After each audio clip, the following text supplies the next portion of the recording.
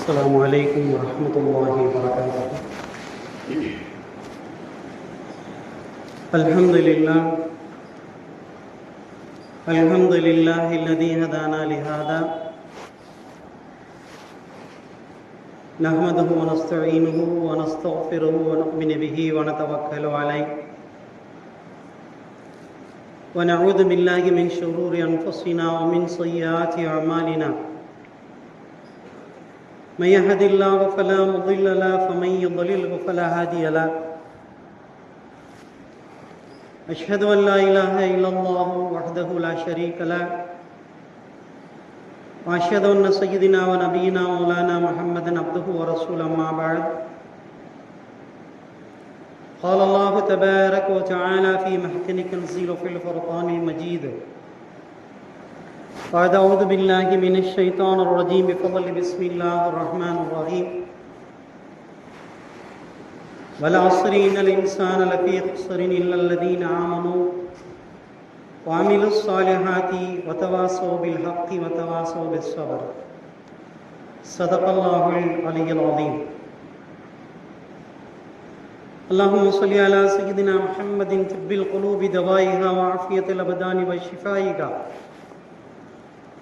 ونور الأبصار وضيائها وعلى آله وصحبه وبارك وسلم عليه. புகழனைத்தும் அல்லாஹ் ஒருவனுக்கே உரித்தாகட்டுமாக. அவருடைய ஸலாத்தும் ஸலாமும் கருணையும் ஈடேற்றமும் நமது நாயகம் நற்குணத்தின் தாயகம் நபிகளங்கள் பெருமானார் ரசூலே அக்ரம் தாஜிதாரே மதீனா சர்வரே காயினார் ஸல்லல்லாஹு அலைஹி வஸல்லம் அவர்கள் மீதும் அவர்களுடைய தோழர்கள் சஹாபாக்கள் தாபீன்கள் தபா தாபீன்கள் ஷுஹதாக்கள் அவுலியாக்கள் குறிப்பாக மூமின்களான முஸ்லிம்களான நாம் அனைவர் மீதும் இன்றும் இனி என்றும் உண்டாகட்டுமாக. சங்கைக்குரிய அல்லாஹுவின் நல்லடியார்களே, ஒரு புனிதமான மாதத்தையும் அதில் நமக்கு வழங்கப்பட்டிருந்த அதிகப்படியான கடமைகளையும் நம்மால் இயன்ற அளவிற்கு நிறைவேற்றிவிட்டு எல்லாம் வல்ல அல்லாஹ்வினிடம் அவனுடைய பொருத்தத்தை வேண்டியவர்களாக நாம் அடுத்த மார்க்கத்தின் ஓட்டத்தில் நாம் அமர்ந்திருக்கிறோம். ஒரு விஷயத்தை சொல்வார்கள், பள்ளிவாசலனுடைய தொடர்பு என்பது ஒரு மூமினுடைய வாழ்நாள் முழுக்க இருக்க வேண்டும். நாம் சிறு பிராயத்திலே சின்ன சின்ன விஷயங்களை கற்றுக்கொண்டிருக்கும் பொழுது சொல்லியிருப்பார்கள், ஒரு மனிதன் தன்னுடைய சுய தேவையை எப்பொழுது நிறைவு செய்கிறானோ அப்பொழுது துவங்கி மண்ணறைக்கு செல்கின்ற வரை அவனுடைய பள்ளிவாசலுடைய தொடர்பு நிரந்தரமாக இருக்க வேண்டும். ஆனால் இன்றைக்கு நம்முடைய அவசர கால உலகத்தில் பல்வேறுபட்ட சூழலில் நாம் பள்ளி தொடர்புகளை எவ்வாறு வைத்திருக்கிறோம் என்பதை ஒவ்வொருவரும் தனிப்பட்ட முறையில் சுய பரிசோதனை செய்து கொள்ள வேண்டிய காலத்தின் கட்டாயத்தில் இருந்து கொண்டிருக்கிறோம். அமல்களே செய்யாமல் பள்ளியினுடைய தொடர்பே இல்லாதவர்களை விட்டு விடுங்கள். நாங்கள் அமல் செய்யக்கூடியவர்கள், தீன்தாரிகள், பள்ளி தொடர்பிலே இருக்கக்கூடியவர்கள் என்று சொல்லக்கூடியவர்கள் கூட சில நேரத்திலே பலகீனத்தின் அடிப்படையில் பள்ளிவாசனுடைய வருகை பதிவேட்டில் அவருடைய வருகை இல்லாமல் போவதை காண முடிகிறது. காலத்தின் ஓட்டம், சம்பாதிப்பதில் இருக்கக்கூடிய தேட்டம், அவசரம், அவசியம் இவைகளெல்லாம் மனிதனை பள்ளிவாசனுடைய தொடர்புகளிலிருந்து அவ்வப்பொழுது மறக்கடிக்க செய்யவில்லை, சிறிது சோம்பல்தனமாக அவருக்கு ஆறுதல் படுத்தி அதை ஆசுவாசப்படுத்தி கொள்ள வைக்கிறது. அருமையானவர்களே, நாம் சஹாபாக்களுடைய வரலாறுகளை எடுத்து பார்க்கின்ற பொழுது எந்த காலத்திலும் அவர்கள் கடமைகளில் இருந்து பின்தங்கியதே இல்லை.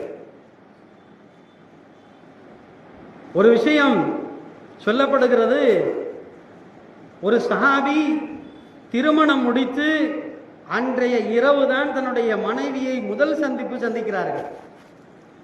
அது எப்படி இருக்கும் அப்படிங்கிறத நம்ம ஒரு யூகத்தில் ஒரு கற்பனையில் செஞ்சு பார்ப்போம். ஒரு மனிதனுடைய வாழ்க்கையில் திருமணம் என்பதே ஒரு கனவு. பல ஆண்டுகள் அவனுக்கு நிறைவேற வேண்டிய ஒரு கனவு, ஆயிரங்காலத்து பயிர் என்று சொல்வார்கள் நம்முடைய வழமையில்.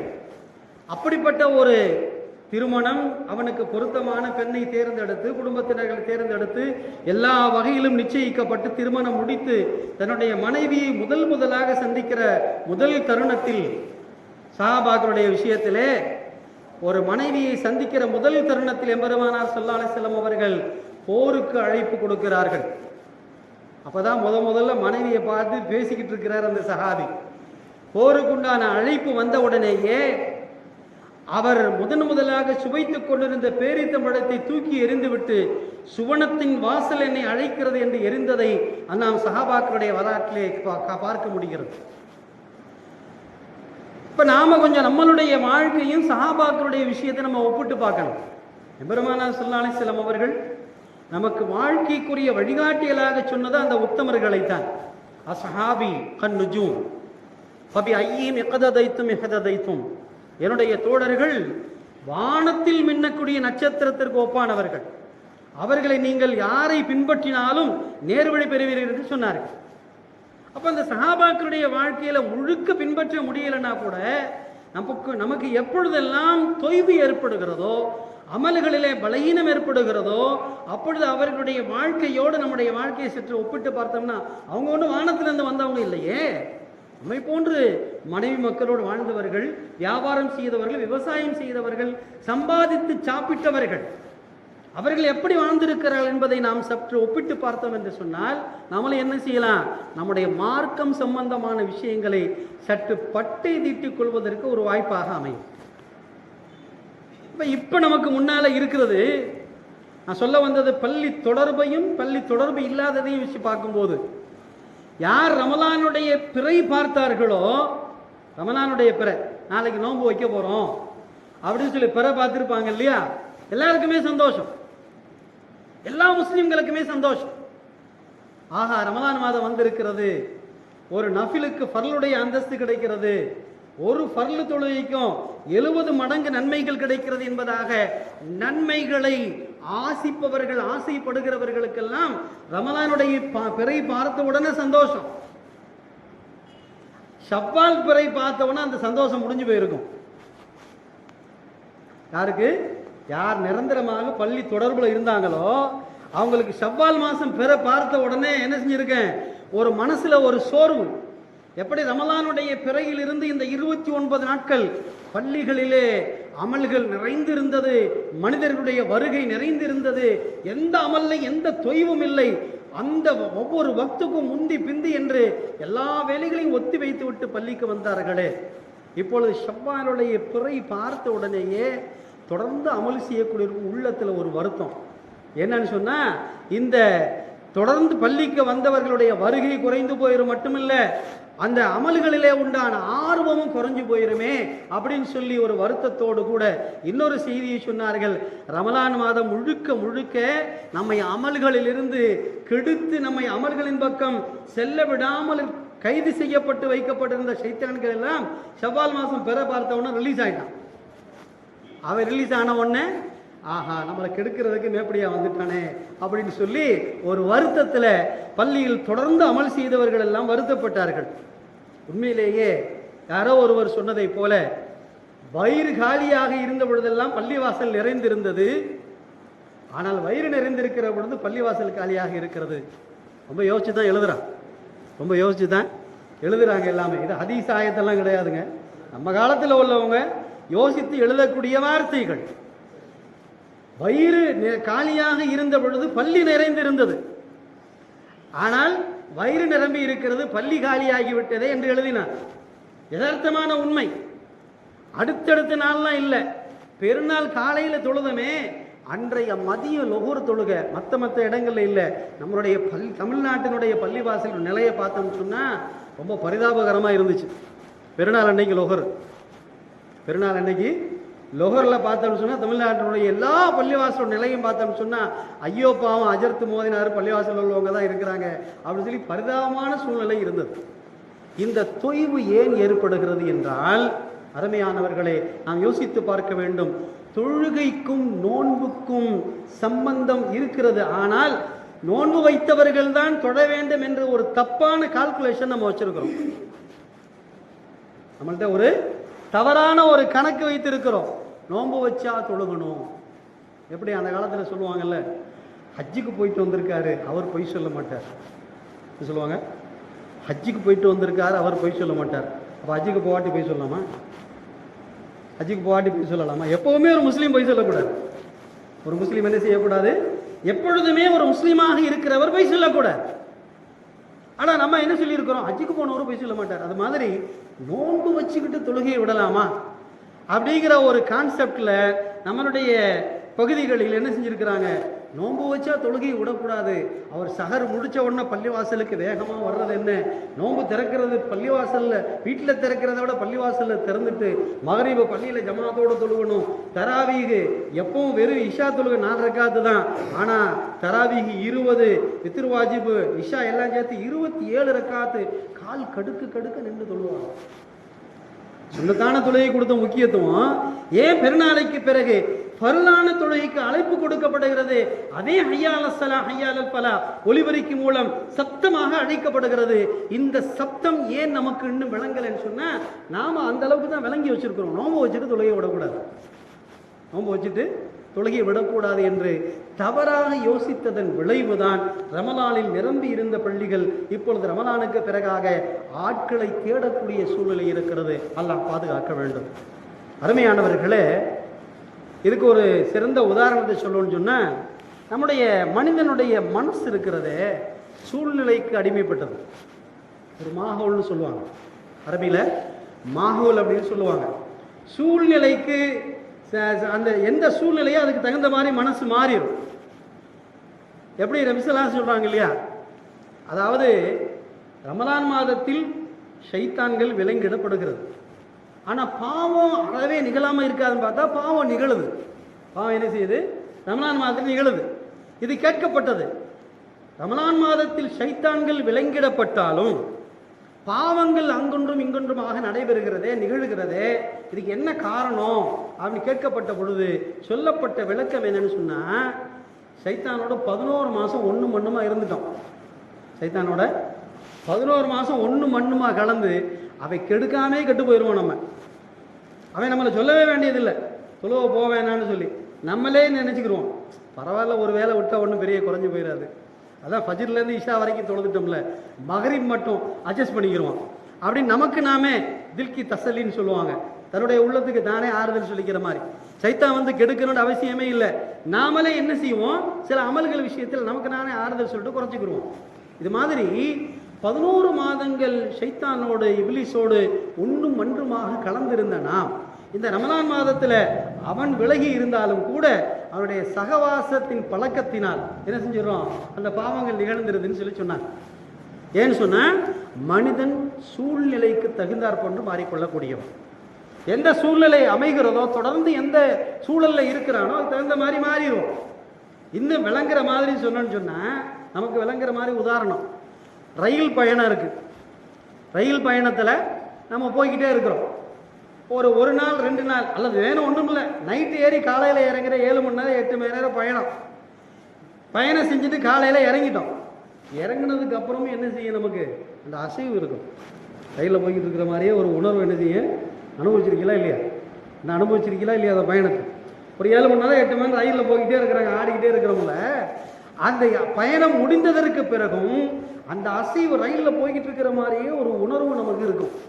இதே மாதிரி தான் ஷைத்தானே இல்லாமல் அவன் கைது செய்யப்பட்டு அடைக்கப்பட்டாலும், நரகத்தின் வாயில்கள் அடைக்கப்பட்டு சுவன வாசல்கள் திறந்து வைக்கப்பட்டாலும் கூட 11 மாதங்கள் அவனோடு இருந்த சகவாசத்தின் தொடர்பினால் மனிதனுடைய அந்த மனம் இருக்கிறதே பாவத்தின் பக்கம் ஈர்க்கப்பட்டு போன மனம். மனிதனுடைய மனம் இருக்க பாவத்தின் பக்கம், குற்றத்தின் பக்கம், தவறுகளின் பக்கம் ஈர்க்கப்பட்டு போன பழக்கத்திலேயே அடிமைப்பட்டு போன ஒரு இடத்துல எந்த தவறை செய்யக்கூடாது என்று சொல்லப்படுகிறதோ அந்த தவறை செஞ்சு பார்த்தா என்னன்னு ஒரு துணிச்சல் வரும். இதுதான் பாவத்தின் மேலே உள்ள துணிச்சல். ஒன்றுமே இல்லை, பேசாதீங்கன்னு எழுதியிருப்பாங்க. இந்த இடத்தில் சத்தமிட்டு பேசாதீர்கள்னு சொல்லி எழுதியிருப்பாங்க. அங்கே பார்த்தீங்கன்னா இருக்கிற 55 பேரும் பேசிக்கிட்டு தான் இருக்கும். நிச்சயமா ஒரு கல்யாண மண்டபத்தில் வச்சுக்கிறோமே, ஒரு பொது இடங்களில் ஒரு ஆலோசனைகள் கிடக்கக்கூடிய இடத்துல சப்தமிட்டு பேசாதீர்கள் என்று ஒரு அறிவிப்பு இருக்கும். அங்கே பார்த்தீங்கன்னு சொன்னால் எல்லாருமே பேசிக்கிட்டு இருப்பாங்க, எல்லாருமே பேசிக்கிட்டு இருப்பாங்க. அப்போ மனிதனுக்குள்ள செஞ்சு பார்த்தா என்ன, அதை மீறி பார்த்தா என்ன அப்படின்னு சொல்லி ஒரு உந்துதல், இதுதான் மனிதனை பெரும்பாலும் பாவத்தின் பக்கம் தள்ளி விடுகிறது. இதுதான் ரமலான் மாதத்தில் ஷைத்தான் விலங்கிடப்பட்டாலும் மனிதர்கள் அவர்கள் பாவங்கள் அங்கங்கு நிகழ்வதற்குண்டான காரணம் இதுதான் என்று சொன்னார்கள். ரசூலுல்லாஹி ஸல்லல்லாஹு அலைஹி வஸல்லம் அவங்க பல போர்களில் தலைமை தாங்கி நடத்தி இருக்கிறாங்க. அதில் ஒரு போர் தபூக் யுத்தம் அப்படின்னு சொல்லி ஒரு யுத்தம்.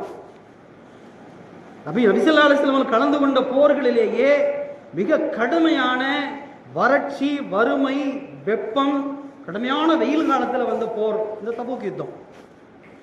அப்போ அந்த யுத்தத்தில் ஒரு பத்தாத உணவு, சாதாரண நாள்லேயே நமக்கு சாப்பாடு சரியில்லைன்னு சொன்னாக்க என்ன செய்ய மாட்டோம், செய்கிற வேலையில் ஒழுங்காக செய்ய மாட்டோம். என்னப்பா கொஞ்சம் சோர்வாக இருக்க, காலையில் சாப்பாடு சரியில்லாமல் மாமூலாக சாப்பிட்ற சாப்பாட்டிலே. போருக்கு எவ்வளவு ஆக்கமும் ஊக்கமும் தேவைப்படும்.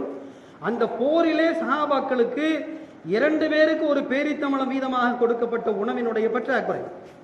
வாகனம் ஒரு ஒட்டகத்தில் 7 பேர் பயணித்தது, இரும்பு கவசம் நூற்றுக்கணக்கான சஹாபாக்களுக்கு ஒரு 7 கவசங்கள் தான், வாட்கள் ஒடிந்த நிலை, 3 பேர் ஒரு குதிரையில் பயணம் செய்யக்கூடிய நிர்பந்தம். எப்படி இருக்கும் அந்த போர், யோசிச்சு பாருங்க. அந்த போரில் தான் நபி ஸல்லல்லாஹு அலைஹி வஸல்லம் அவர்கள் வயிற்றிலே கல்லை கொட்டி கொண்டார்கள் என்று வரலாறு பேசுகிறது. அந்த போர்லையும் கஷ்டப்பட்டு எல்லா தியாகங்களையும் செஞ்சு அந்த எதிரிகளிடமிருந்து வெற்றி பெற்று திரும்பி கொண்டிருக்கிறார்கள், மதீனாவை நெருங்கி கொண்டிருக்கிறார்கள். அந்த நேரத்தில் எம்பெருமானார் ஸல்லல்லாஹு அலைஹி வஸல்லம் அவர்கள் ஒரு வார்த்தை சொல்லுகிறார்கள், ரஜஅனா மினல் ஜிஹாதில் அஸ்கரி இலல் அக்பரி.